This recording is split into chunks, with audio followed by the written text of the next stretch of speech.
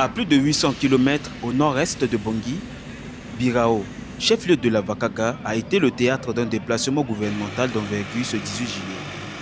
Conduite par le Premier ministre Félix Mouloua, une délégation composée de 10 ministres, de partenaires techniques et financiers et de membres de son cabinet s'est rendue dans cette ville frontalière du Soudan et du Tchad.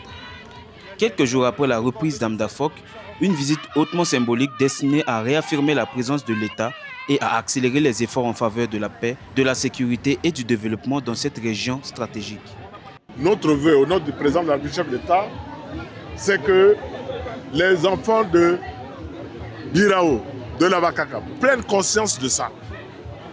Demande à ceux qui veulent amener le trouble pour dire que la récréation est terminée. Aujourd'hui, tournons la page. Nous avons un programme de DDR qui se joigne à ce programme et que dans la paix, dans la cohésion sociale, dans le vivre ensemble, nous puissions travailler pour le développement de ce pays.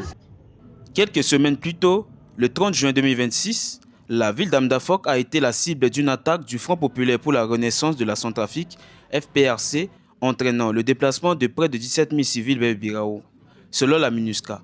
Dans ce contexte, le développement apparaît comme un levier essentiel de la stabilisation. Au cours de cette mission, les autorités ont inauguré le centre de santé Ebumbi, ainsi que la maison des jeunes et la maison de la femme.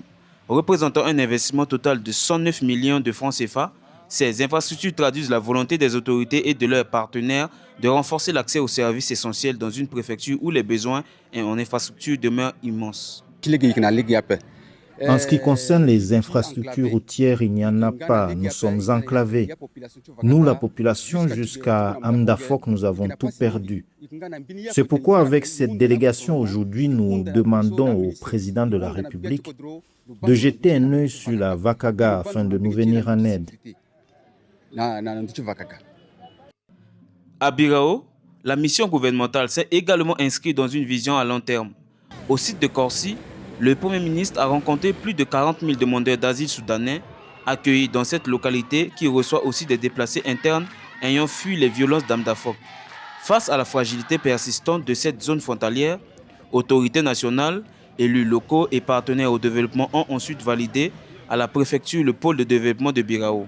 Porté par le projet Ekpemba, il prévoit près de 13 milliards de francs CFA d'investissement dans de nouvelles infrastructures, une stratégie qui fait du développement un pilier de la stabilisation afin de consolider la paix, dynamiser l'économie locale et renforcer durablement la présence de l'État dans la Vakaga.